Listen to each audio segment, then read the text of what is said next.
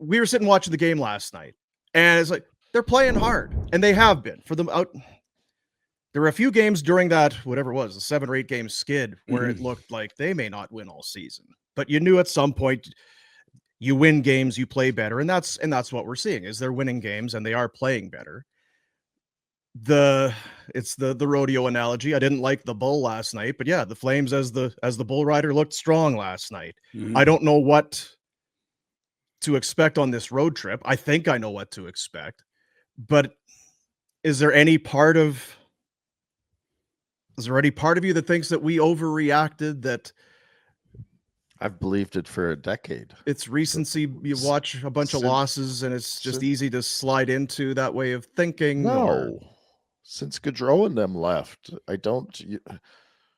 You can't compare yourself to Dallas because you're not a winning team. You can't say we like the Dallas model when you don't win. So what Don said there is completely out to lunch, in my opinion. I don't care so much what he said, but you can't say you're Dallas. You're just not. You'd like to be Dallas. I think everyone would like to be Dallas. Hey, let's just draft some stars in the late first round. Cool. Like, easy to say, very hard to do. Yeah. And do you have Jim Nell working for you? Have you been a lock for the playoffs for the last decade? Like, what are we talking about? No. Now, I don't think I asked you guys that a few days ago, maybe last week. Are the Flames as bad as they've been playing, or the 32nd place team? And maybe they're not a 32nd place team, but they're still not positioned to have a decade of deep playoff runs. So my opinion on the team is still the same. You need stars, and you can go and look at who wins in the playoffs, and they build those teams out, and they're really effing. Tampa Bay did it. Colorado did it. Vegas, bit of a different animal because they had to come into the league, but every cup winner's got multiple hot top 5 picks that are huge contributors, and whether they added them in trade, but via smart management, or whether they drafted themselves, that's just a fact. And even like St. Louis had, like Bo Meester and some really good high-end talent there. And the positioning of the age of the players that the Flames have doesn't coincide with anything. You're expecting diminishing returns for Huberdeau, Kadri, Coleman, Weegar, Anderson, because they're on the wrong side of 30. Guys don't have career years after 30 9 times out of 10. Yes, Gio won a Norris at 35. That's pretty much. But Gio didn't win a Stanley Cup at 35, so I don't get. I understand what you're saying there, but I always make a stipulation. That's not team success. That's one guy. Yeah, and they got flamed out in the second or first round. They didn't win. They've not had a deep run. Like it's no. It's a little bit talking down to your fan base when you suggest that what you've built is a winning culture. What it really is, it's mediocrity that you've been bad enough that you feel like is winning culture. Winning culture is making the playoffs consistently, winning rounds, getting deep into the postseason. They haven't done that since 2004. So if Don Maloney thinks 550 hockey and a wild card or third in your division is winning culture, that might be a big problem about why they don't want to rebuild. They seem to think that's good enough. That's what those comments really rub me the wrong way on. That's not winning culture. Oh, they like each other. Great. Now can you win? Because also that'll help the bottom line, which I know we care about too. It's exactly how I felt when I read that. And again, we're really kind of dissecting comments, and it's maybe unfair to Maloney because he did a couple interviews and we're still talking about it. But I can appreciate what he's saying. If you're going to have younger players, you want them in an environment where the culture and the mood is a positive one. And we've seen maybe Vancouver where things are toxic. It can be tough on younger players and all that. You don't want that.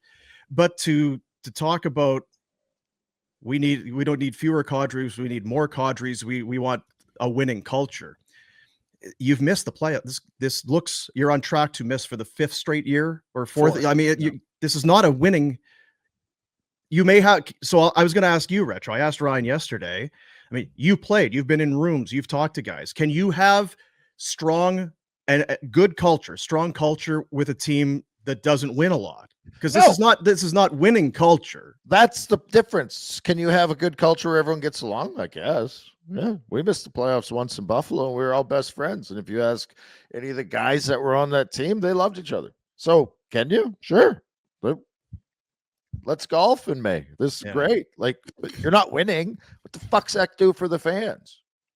The And your people that bottom are line. paying the bills, back to the bottom line thing where it's kiss my ass. So you want me to buck up? Like that's the real problem where it's like, that's not a winning culture. Happy to support the team. And he can come turn around and say, well, is bringing in a bunch of 18-year-olds going to create a winning? Maybe not. I think he's right when he says you have to hit on your picks. And whether it's pick 18 or pick 8, you better do well or maybe even pick 38. But you can't sell us on this BS that this is a winning culture and that this is, but it's frustrating because we shouldn't even be dissecting it anymore. It's old news, but it does bring out some emotion because you're like, I don't agree with what he's saying. He's entitled to say what he wants.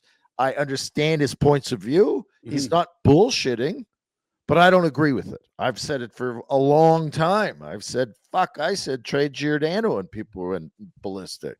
And maybe I'm wrong, but you ended up with nothing for it. Zero for that guy. You've hung on to guys too long in the past and turned them into nothing. It's not asset management, and I don't think it's a forward-thinking approach to the game. And look, like to your point, you're a billionaire, you own the team, you hire the people you want, they can go speak in front of the media whenever they want. Just don't be surprised when there's a massive backlash when you choose to do that. When you want to call mediocrity winning culture, this is what you're going to get. When you want to put someone out there when you're in 32nd in a 32 team league and talk about, working harder and being a good team, this is what you're going to get. You didn't have to do that. No one said, okay, it's Poho Day. Everyone has to put their president out in front of a camera and talk. That was your decision. Elliot Friedman, there's a guy who covers the whole league. Self-inflicted wounds. Doesn't inspire confidence in the organization when you do it. Unless I did think about this. Here's the caveat. I love that word, Dino. I do. Yeah, you do. Maybe he's a goddamn genius. Well, I did say that. What if he's playing chess and we're playing What checkers if his here? thing was, I'm going to go out there and I'm going to say it, and it's going to be us versus the world. Because this is going to cause a shitstorm. 3 in a row. 3 in a row. Which only further aggravates those who had an issue with the comments in the first place. So, I don't think you're a very good team. What are you talking about? We just won 3 in a row. What are you talking about? Hey, buddies, thanks for watching. We appreciate it. Also, if you could throw in a like and subscribe, it does help us out with what it is we are doing. And check out more at flamesnation.ca.